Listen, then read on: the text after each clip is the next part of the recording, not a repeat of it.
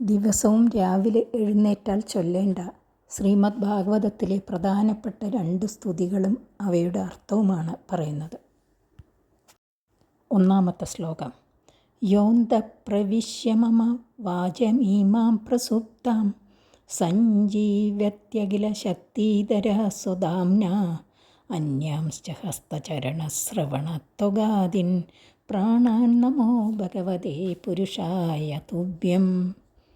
സകല ശക്തികളെയും ധരിച്ചിരിക്കുന്ന എന്നിൽ ഉറങ്ങിക്കിടന്നിരുന്ന എൻ്റെ ഈ വാക്കിനെയും കൈകൾ, കാലുകൾ, ശ്രവണങ്ങൾ, ത്വക്ക് മുതലായ ഇന്ദ്രിയങ്ങളെയും സ്വപ്രഭയാൽ ചൈതന്യമുള്ളവയാക്കി തീർക്കുന്നത്, അതായത് ഇന്ദ്രിയങ്ങളെ പ്രവർത്തിക്കുവാനുള്ള ശക്തിയുള്ളവയാക്കി തീർക്കുന്നത് ആരാണോ, സർവാന്തര്യാമിയും ചിൽ സ്വരൂപനുമായ അങ്ങേക്കു നമസ്കാരം. 2-ാമത്തെ ശ്ലോകം. യസ്മിന്നിദം യദച്ഛേദം യേനേദം യൈദം സ്വയം യോസ്മാത് പരസ്മാച്ച പരസ്തം പ്രപദ്യേ സ്വയംഭുവം.